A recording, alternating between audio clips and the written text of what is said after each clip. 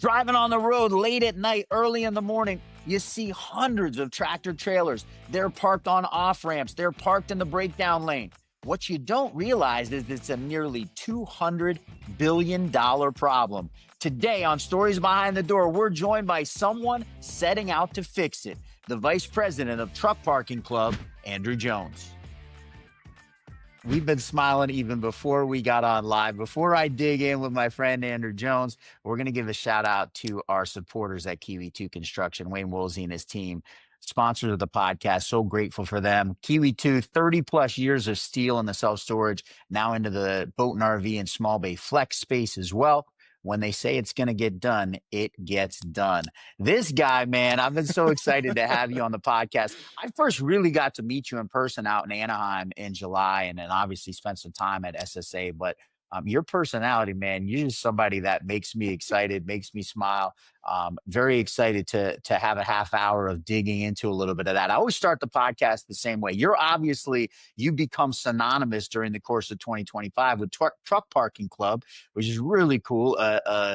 Something that's immediately defined with Andrew Jones. Tell me a little bit about Truck Parking Club and how you got to this place in your career. Yeah. So Thaddeus, thanks for having me on. I'm really excited for this. I love truck parking as an asset class, and really how I got up to this point today and wearing the cowboy hat, and the bolo tie, and all this fun stuff, the Johnny Cash look, really started in 2021 at the first SSA during the pandemic, where I was in the back of an Uber talking to a broker, and I was like, Brandon, what's the craziest deals you see in self-storage right now? And he's like, truck parking.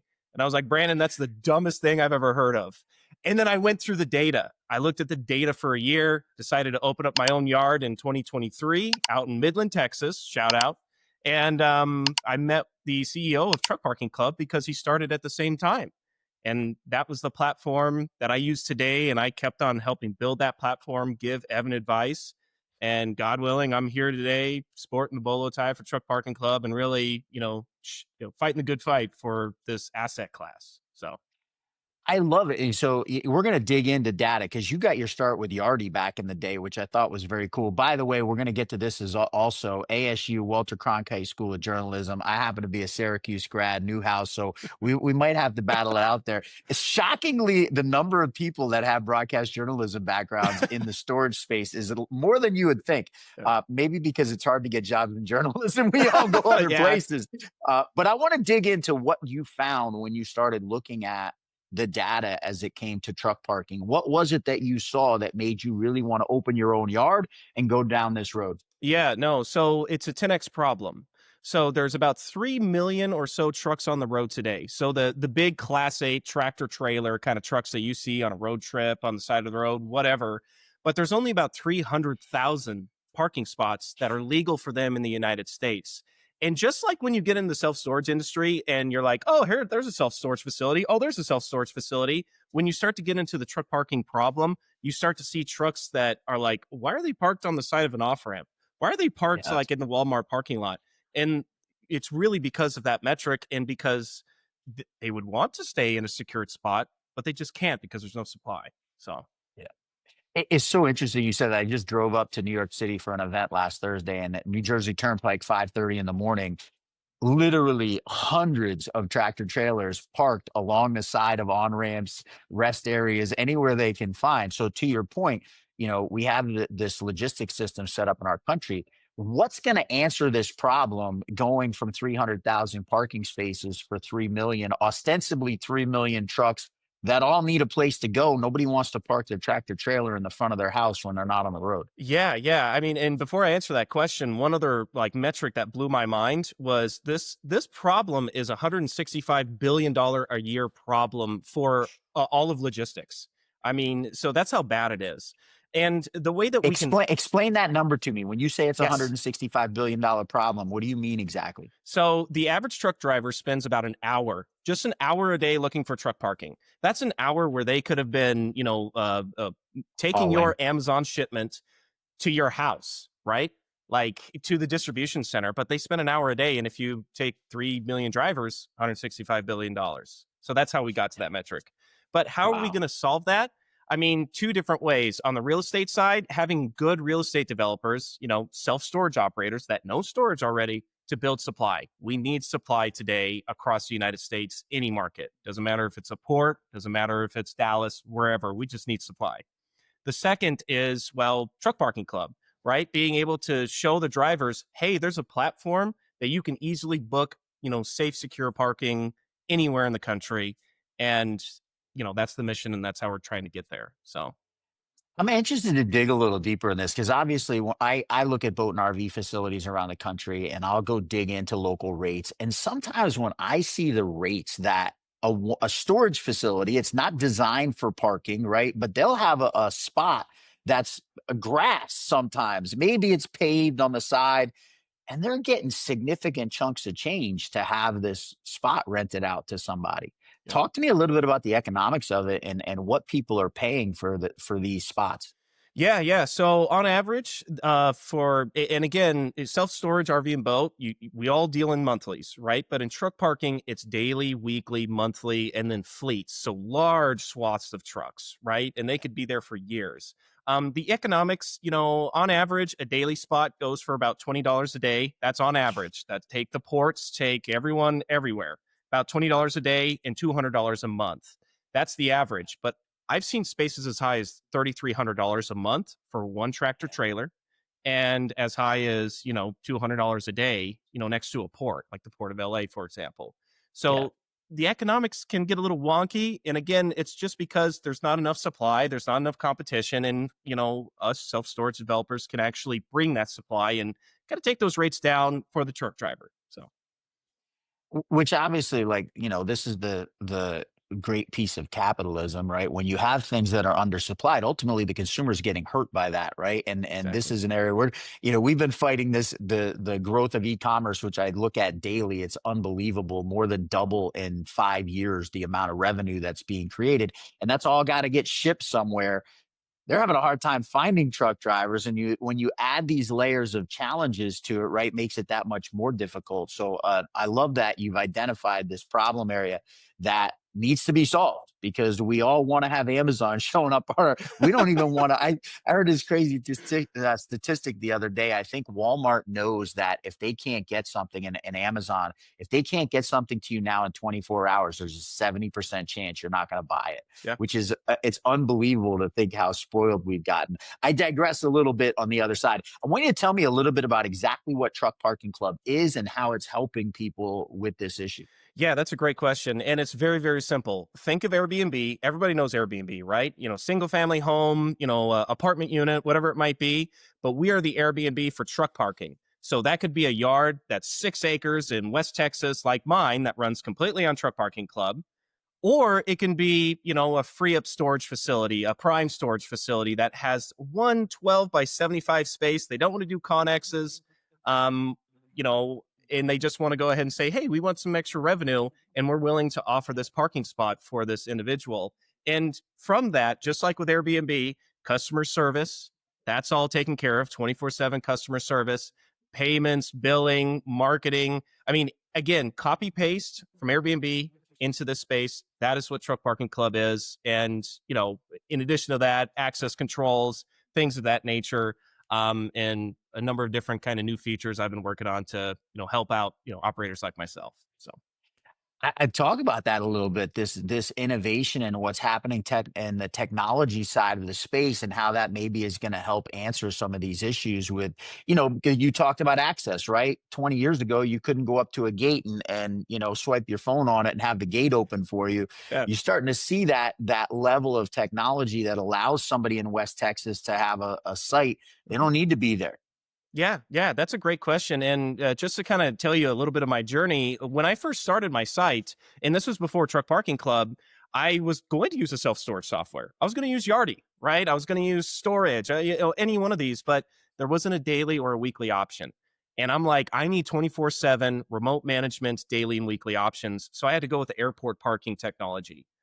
That unfortunately didn't work out as good as I wanted it to. But again, Truck Parking Club came along. And when I joined the team and helped the tech team kind of, tell them all of my problems, we ended up creating an access control box about this big. You plug it into any gate motor, and a truck driver, if they're all paid up and they're in the location, they hit a button on their cell phone, gate opens. And that's the thing with logistics is it never stops. If it's Yeah. Christmas morning at 2 Yeah. a.m., doesn't stop.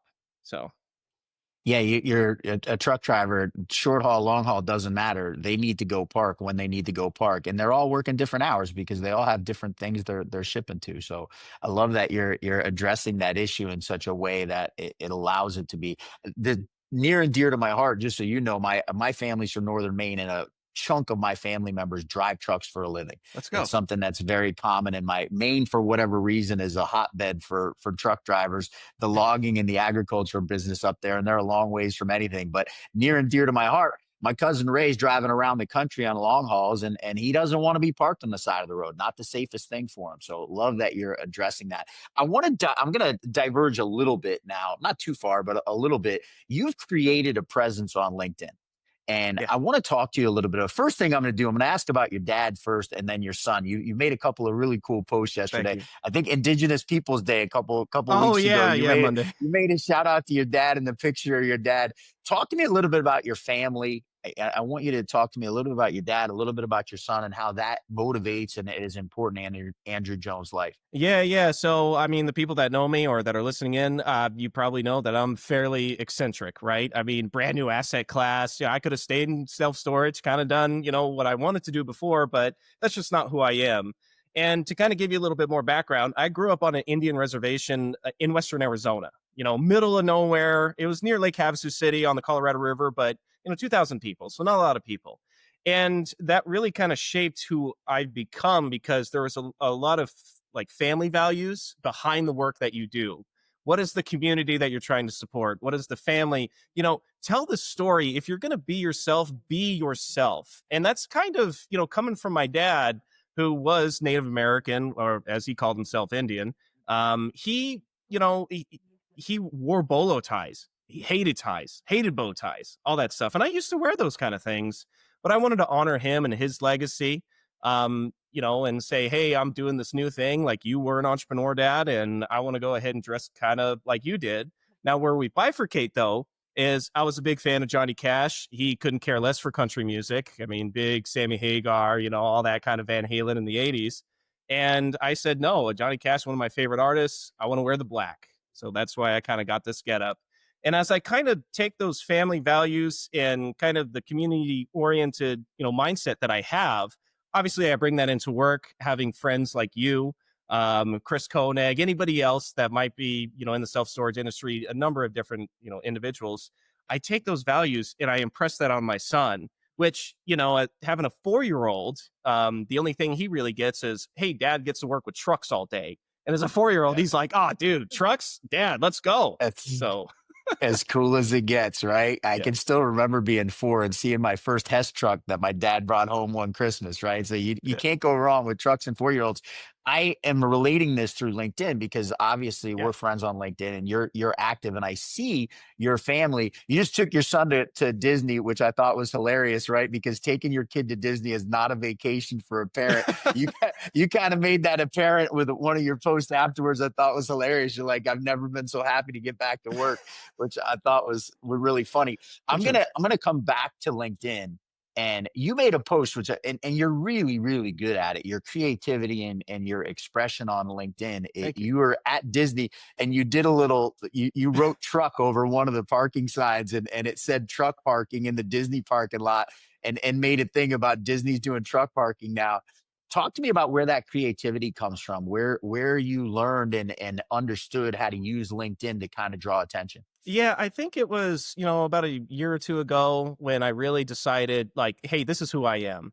I'm really an entrepreneur at heart. I love to build things. I love to be in kind of new crazy spaces that are, uncharted. And I said, you know what? If I'm going to embrace this, embrace it. Like just be yourself. So like the things that I was hesitant to put on LinkedIn, I was like, well, dude, that's you. Like put it on there. And you have enough friends and colleagues that, get you. And if they don't get you, then that's okay, but like just start posting and getting yourself out there. So a lot of the posts and things that you see on LinkedIn are truly just like what does a friend of mine say, the brain rot. I mean, just like the exhaust coming off of it. And it's just like, oh, hey, I'm standing at Disneyland, kind of hating my life right now. I love my kid. Full disclosure, love my kid, But I see Yeah. the stroller parking and I'm like, I'll take a picture of that, cross it out and put truck parking. You know, stupid, but I don't know. It's just kind of what comes to my mind. So that's I kind of how I I get that. must be stupid then, because you caught my attention really quickly. I was completely engaged on that, and I think that's so important. Like you mentioned, be yourself. I do this podcast for a very simple reason, right? I want people in our industry to get to know the other people in our industry and who they are, which is why we're talking about your kid and your dad and about funky stuff you do on LinkedIn and not just Truck Parking Club. Yeah. Because I firmly believe you want to do business with people you like and you get along with. Life's too short to be doing business with people that you don't vibe with, that they don't make you smile and make you laugh.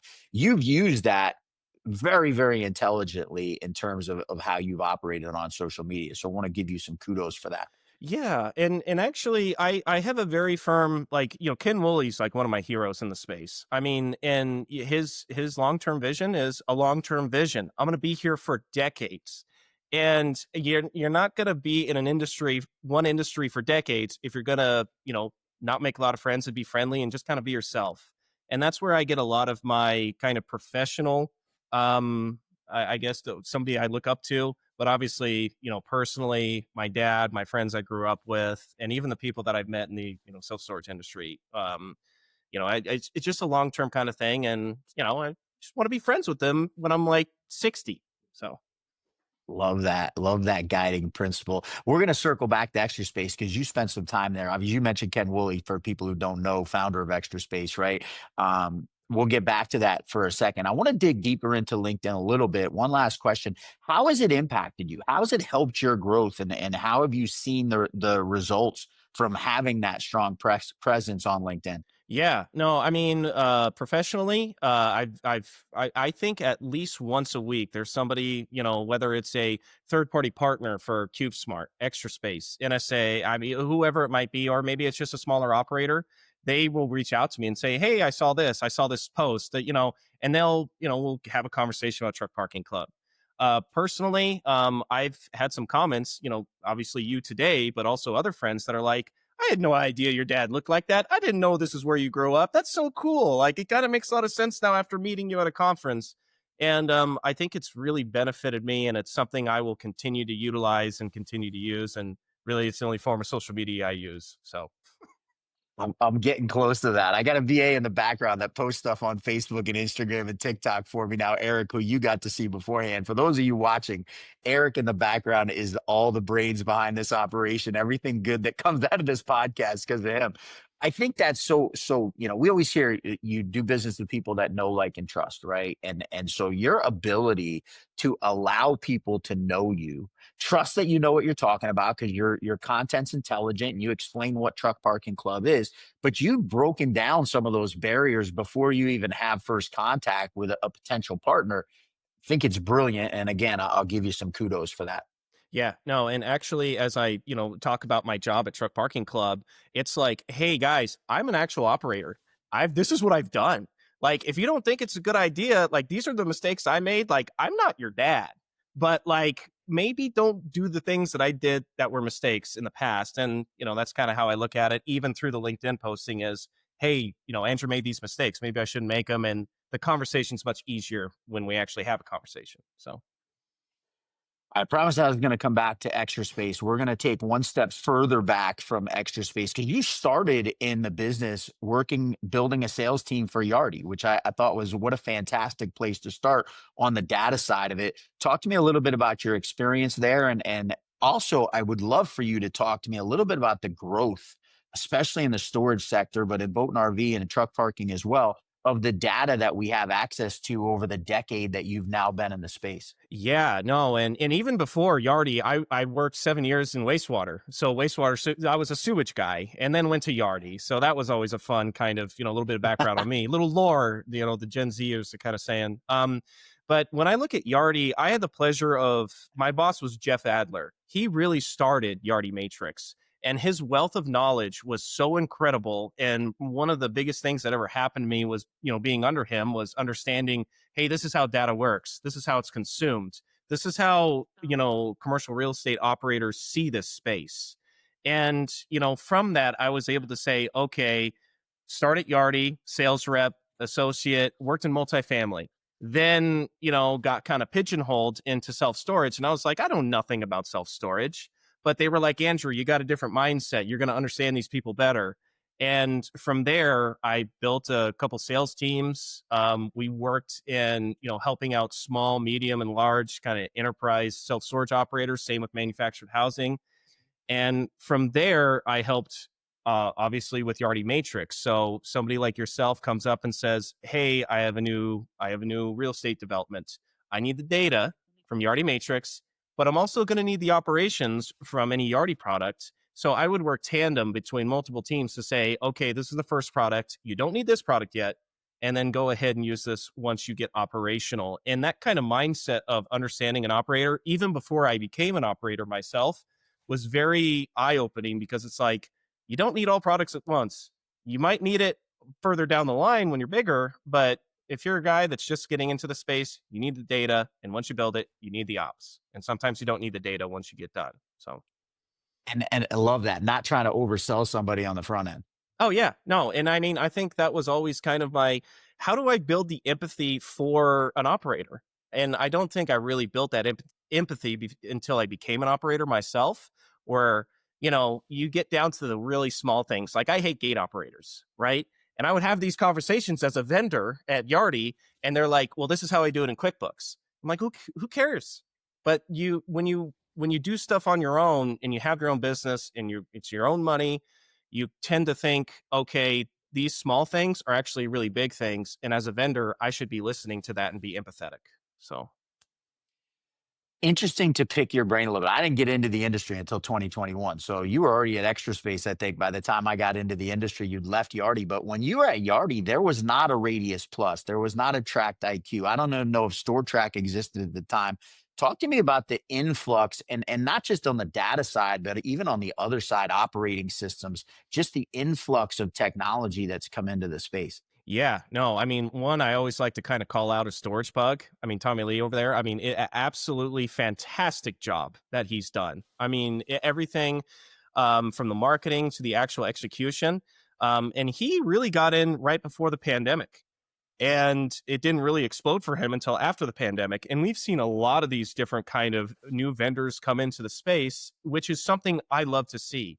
I mean, everyone at every conference we go to in self storage is, we're the laggards, we're the laggards. Well, if self storage the laggards, I'm like the troll underneath the bridge in truck parking, right? Got my little cup asking for money. But no, I mean, it's when you get more competition and better vendors, it just creates a better product for the customer at the end of the day. And yeah, I mean, it's been an explosion, but it's a good explosion and something I love to see and would love to see more of. You mentioned this, you opened up the door a little bit. Talk to me a little bit about the people in storage because this is something I'm always amazed at. I was 48 years old when I got into the industry, right? Almost 49 years old, and had never been exposed to anything even remotely like what I see. I mean, you're at SSA with me all the time at Toy Storage Nations. The camaraderie that you see in this space, maybe you saw it in the sewage, maybe you've seen it somewhere else. I don't know.